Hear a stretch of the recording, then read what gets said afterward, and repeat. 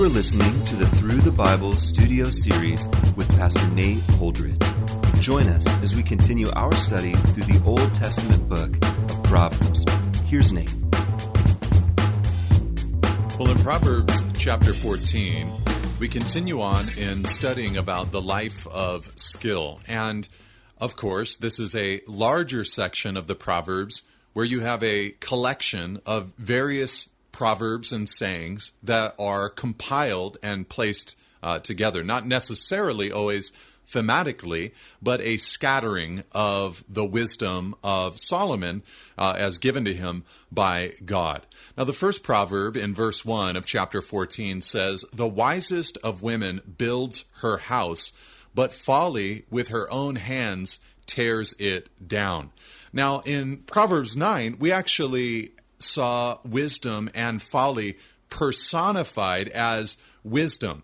But here we actually have literal women, one of them wise and one of them foolish. And the wise woman, apparently, she builds her house. And this likely refers to the flourishing of a household, not the building of a physical house, but a home that is flourishing and alive, where the different parties within the house are functioning well together. There's a spirit of grace and gentleness rather than a spirit of legalism. There's wise stewardship and good spending rather than living from paycheck to paycheck or living based off of desires rather than needs. There's a submission. There's a gentleness.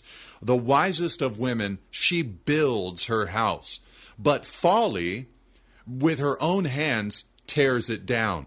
And of course, folly tears down her home through sin.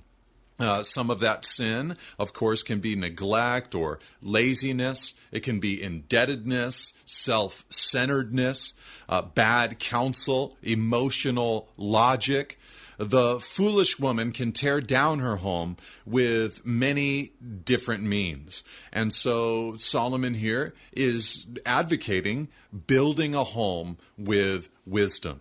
Whoever, verse 2, walks in uprightness fears the Lord, but he who is devious in his ways despises him. Now, here you have the internal attitudes of the upright and the devious. The upright person internally has a reverence for God. They fear the Lord.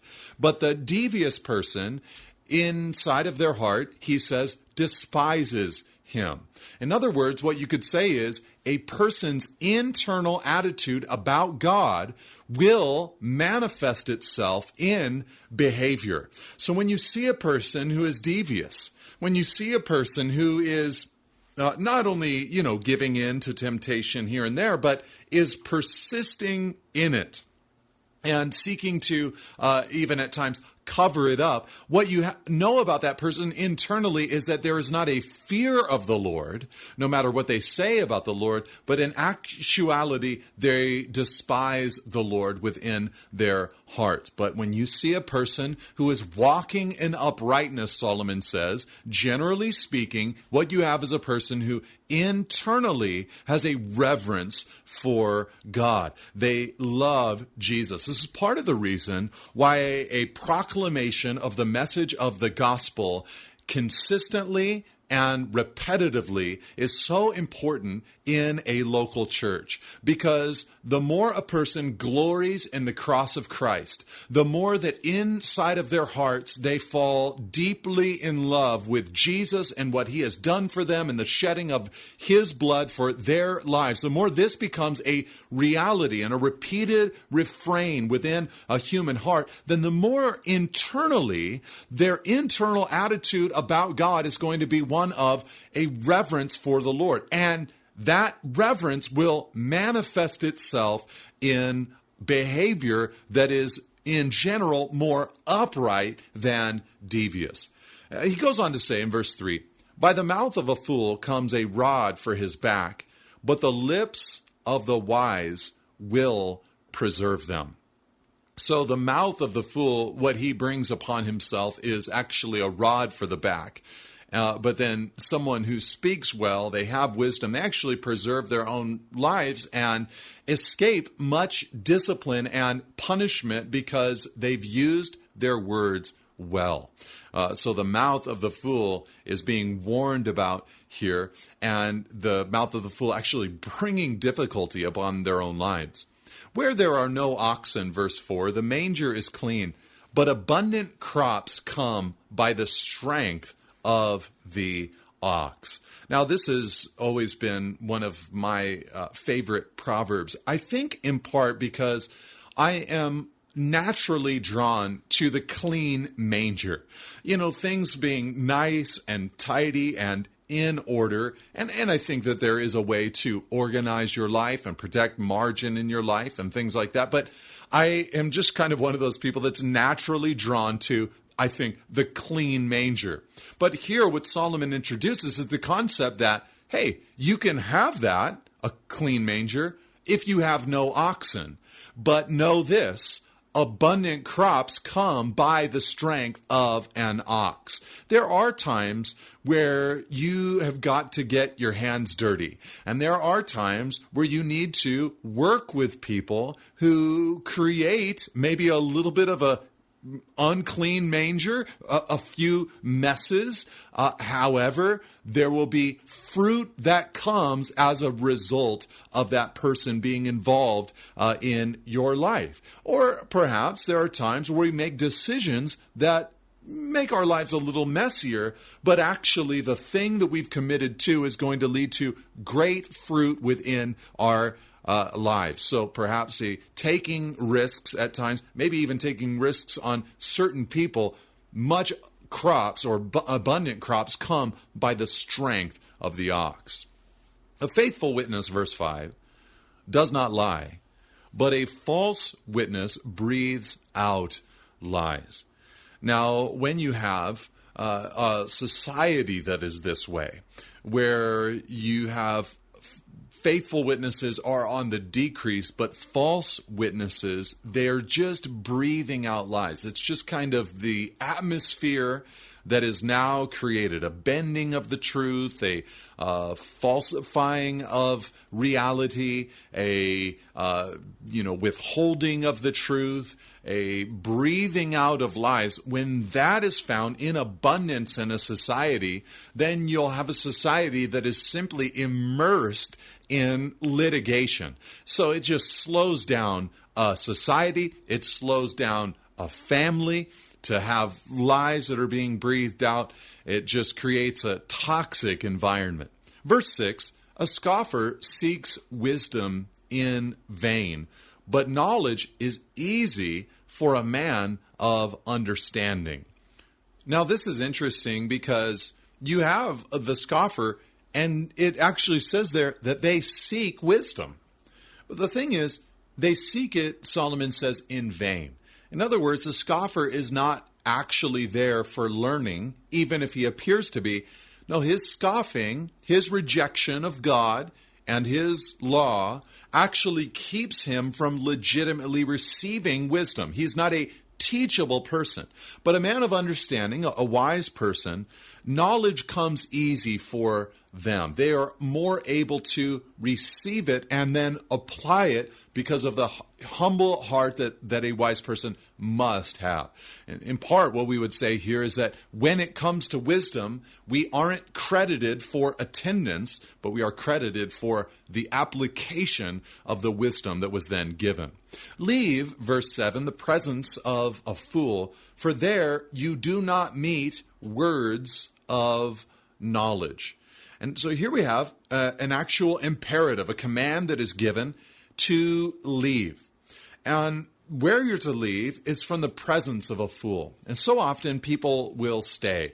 They won't leave. Sometimes this happens in a relationship. Someone has bound themselves to another person who is actually espousing foolish doctrine or foolish practices or foolish lifestyles.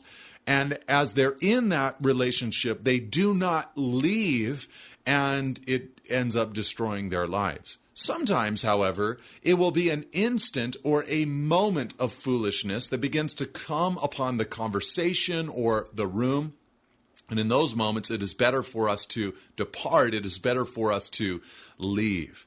So often people have a tough time leaving, but it is better because there, he says, you do not meet words of knowledge. The wisdom, verse 8, of the prudent is to discern his way, but the folly of fools is deceiving. The prudent person is able to think things all the way through, is what Solomon is saying. But the fool only has wisdom or insight into life that goes so far. Things that they do seem to work initially, but there's not a lot of thought as to what is coming the day after, the week after, the month after, the year, the decade later. That isn't given much thought, but the prudent person discerns their way. They are thinking about what is coming in the future. Fools, verse 10, mock at the guilt offering, but the upright enjoy acceptance. Now, the guilt offering was given by God to ancient Israel as a way to deal with the inevitable sin that they would commit from time to time. And a guilt offering would be a way for them to come clean about it, to confess their sin, and to deal with it. And what he says here is that fools mock that concept. Fools mock the idea of making amends for sin. So when God in the New Testament gives us the gift of confession to one another, that is, you confess your sins to one another, he will forgive you of your sin and cleanse you from all of your unrighteousness. Fools would mock at the concept of making amends for sin. But righteous people, upright people who have accepted that it is good to make amends, they enjoy acceptance. They receive acceptance from God and from man. The heart, verse 10, knows its own bitterness, and no stranger shares its joy. The heart knows its own bitterness, and no stranger shares its joy. You know, the truth is that the bitterness of your heart or my heart, and the joys of your heart and my heart, although we can have fellowship with one another, and although we can communicate to one another, these joys and these moments of bitterness cannot be fully experienced by anyone else. In other words, we are the only one.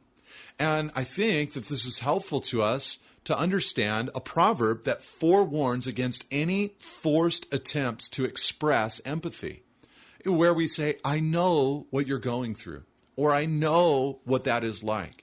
I don't know if you've ever been in a conversation with a person who, as you are maybe sharing a difficulty or even sharing a joy, there is almost an immediate response of, yeah, that reminds me of a time when and as they're sharing, you say, I don't think that describes what I'm facing really at all.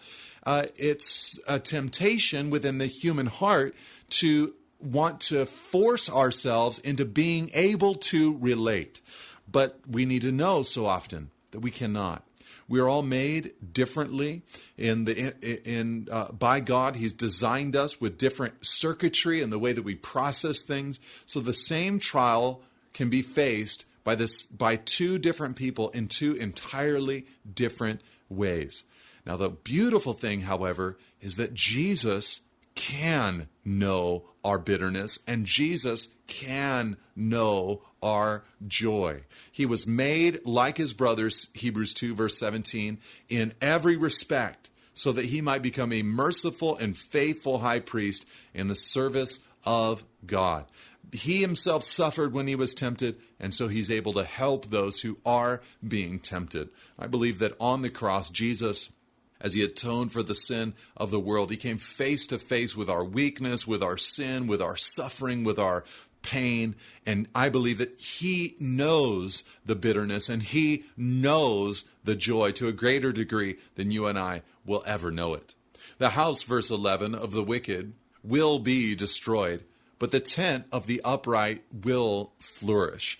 Here we have a general statement from Solomon that upright living generally produces a flourishing life. There is a way, verse 12, that seems right to a man, but its end is the way to death. The reality is that much sin will feel very natural. It will feel very natural. It will feel right to a man. It will feel good. It will feel innate. But in the end, its way is the way to death. It consumes a person entirely and eventually kills them. So it might seem right, but it is not right. Even in laughter, verse 13, a heart may ache, and the end of joy may be grief. This, I think, speaks to the mixed emotions that so often happen in life. That there you are in a moment where something is cracking you up. It brings laughter. But even though you're laughing for a moment, the seat of your emotions, the bottom of your heart, is experiencing heartache. And there might be times where you're experiencing great joy, but the reality is there is grief that is down within. And this is why knowing other people is so important, because you need to have people in your life who will ask, and that you will ask, how are you really doing? Because what a person appears to be is so often not what's happening at the core, the center of who they are. The backslider, verse 14, in heart, will be filled with the fruit of his ways, and a good man will be filled with the fruit of his ways. So this is sort of a repetition of the Galatians 6, 7, and 8 principle that what a man sows, he will also reap. The simple, verse 15, believes everything, but the prudent gives thought to his steps. So to believe everything and then to walk in it is to let others control your life. The simple believes everything, but the prudent person gives thought to everything that he hears and owns his life. One who is wise is cautious, verse 16, and turns away from evil, but a fool is reckless and careless. So in general, caution is the way to go. But there are times, of course, where Jesus will give a boldness to us that isn't careless and isn't foolishly reckless, but takes us in our trust in the Lord through the caution into risk with Jesus, which is not risk at all. A man of quick temper, verse 17, acts foolishly, and a man of evil devices is hated. Here you have a person who is angry, the man of quick temper, and scheming evil devices. And one produces foolish actions. The anger produces foolish actions, and the evil scheming produces hatred from other people. Now, anger is one of those things that God, by the blood of Jesus Christ, must deal with in the heart of a man or the heart of a woman, down at the very core of who a person is. We're not to be quick in our spirit to become angry, for anger lodges in the heart of fools, Ecclesiastes 7, verse 9. We're to be quick to hear, slow to speak, and slow to anger, for the anger of man does not produce the righteousness of God, James 1, 19 to 20. So there's the importance of understanding the potential in a negative way of what anger can do in a person's heart. This is why, by the power of Jesus, we must put them all away: anger, wrath, malice, slander, and obscene talk from your mouth, Colossians 3, verse 8.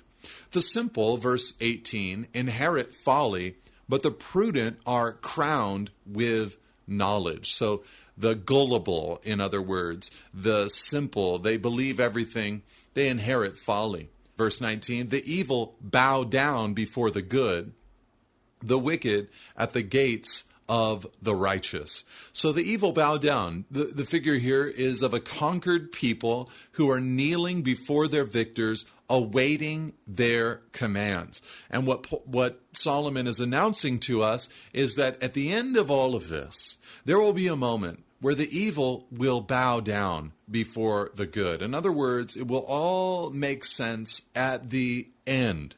And in the modern moment, and in our current atmosphere, we might have moments where we're confused by the prosperity of the wicked. But trust in the Lord, the day is coming when he will sort all things out. The poor, verse 20, is disliked even by his neighbor, but the rich has many friends. Whoever despises his neighbor, verse 21, is a sinner, but blessed is he who is generous to the poor. And so you have these cancerous social problems, someone just disliking a poor person because he's poor, and someone liking a wealthy person because they have great friendships.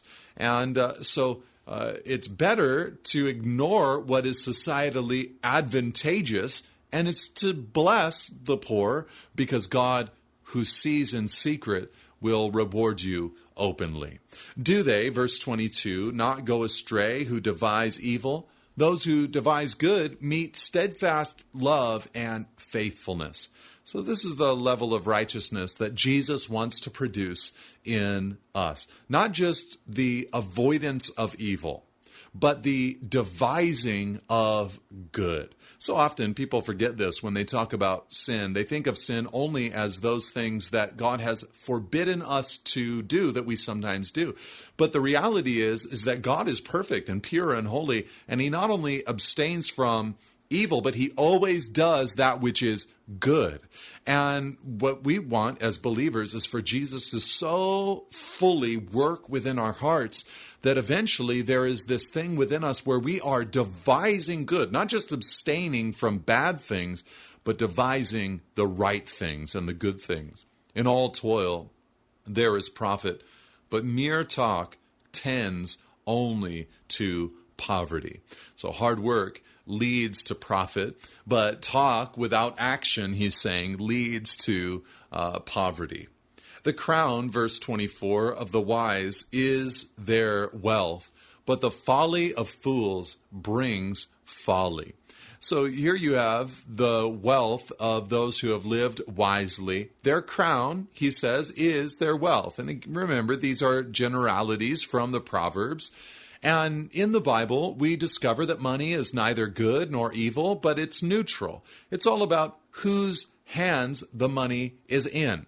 In an evil person's hands, it can be used as an instrument for evil, and in a righteous person's hands, it can be used as an instrument for righteousness. And in, of course, the Bible, there are plenty of fine and good and wonderful people who had great means. You see this constantly in the Old Testament era in the nation of Israel, but you do see it as well in the New Testament era. Barnabas, Lydia, early church members, even Paul himself were people who at least at one point in their lives had great means. And here what he's announcing is that there are times where as a person just lives wisely before God, they invest faithfully, they aren't spending extravagantly, and they're walking with the Lord, treating people well, treating employees well, things like that. Eventually, a crown for that wisdom could be the wealth that they receive as a result of their wise living. Now, of course, we would never say that all wealth is a result of wise or righteous living,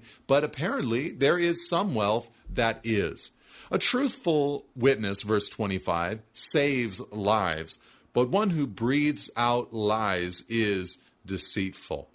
So this is important when we consider some of the hard truths of Christianity. A truthful witness saves lives. There are some doctrines within Scripture that honestly people stand to have great gain by bending those doctrines and ignoring those truths. But as they begin to breathe out lies, they're actually deceiving people, and they're not saving lives. A truthful witness, someone who shoots straight, tells the truth as it is biblically, is saving lives. In the fear of the Lord, verse 26, one has strong confidence, and his children will have a refuge. You know, living in the home of a man who has great reverence for God, really fears the Lord, is for children a great blessing, and really is a house that is a complete refuge, a place of rest, a place of joy, a place of satisfaction. Because they're not worried about what the man is going to say. They're hearing him apologize, come under the correction of the Lord. It's a safe environment for them to live in and exist in because of his personal relationship and walk with God. The fear, verse 27, of the Lord is a fountain of life, that one may turn away from the snares of death. So this fear of the Lord, this reverence of God, it produces strong confidence, family security, and here he says life. It's just an everlasting well of life flowing out of their hearts. In a multitude of people is the glory, verse 28, of a king, but without people a prince is ruined. So here you have the understanding that a prince's power varies with the size of his empire. So political power and all of that based on the number of people in the party. And so the reality is, I think Solomon is here saying is, as king, which he was, he's saying, I try to remember the people. I am nothing without the people. They are the ones actually who make me who I am. And so many in leadership forget the very people that they are leading. Whoever, verse 29, is slow to anger has great understanding, but he who has a hasty temper exalts folly. So great understanding is someone who is slow to anger. Because there's a lot that can frustrate a person about the world that we are living in. But when you understand that we're living in a broken world, when you understand that outbursts of anger are not effective in the long run, when you understand that you are not without flaw within yourself, and when you understand that the tendency to anger actually reveals your own brokenness quite often, when you understand these things, you become slow to anger. A tranquil heart, verse 30, gives life to the flesh, but envy makes the bones rot. So when a person has an internal health, Solomon says something that is actually very advanced. He announces when a person has inward peace or inner peace, it actually can manifest itself in physical health. But when a person has inward turmoil, it can actually give them rotting bones or external unhealth. And we've discovered this more and more in our modern era, that how we are doing inwardly really can manifest itself in some of the sicknesses and physical consequences. And so we want to be healthy people internally. Whoever, verse 31, oppresses a poor man insults his maker, but he who is generous to the needy honors him. And so here we have the doctrine of creation making its practical outworking. You oppress a poor man, you're insulting the maker of that poor man. The wicked is overthrown, verse 32, in his evil doing, but the righteous finds refuge in his death. And so God is the refuge of the righteous. Wisdom rests in the heart of a man of understanding, but it makes itself known even in the midst of fools. It actually becomes part of you. It's in the heart. Wisdom rests in the heart of a man of understanding. It just becomes who you are. Righteousness, verse 34, exalts a nation, but sin is a reproach to any people. And this has been seen throughout human history. When you watch a nation embrace unnatural sexual desires, calling them good, when you see a nation who accepts the murder of babies and abortion, when you see a nation where there's corruption and greed and gluttony and suppression of the poor and class warfare and worship of entertainment and entertainers, you know that the opposite of exaltation is in store. Righteousness exalts a nation, but sin, it's a reproach to any people. A servant, verse 35, who deals wisely has the king's favor, but his wrath falls on one who acts shamefully. And you find the king's favor, Solomon is saying, through wise living. And so, Proverbs 14. God bless you, and amen. Thank you for listening. For additional resources and teachings, or to contact us, please visit us at nateholdridge.com.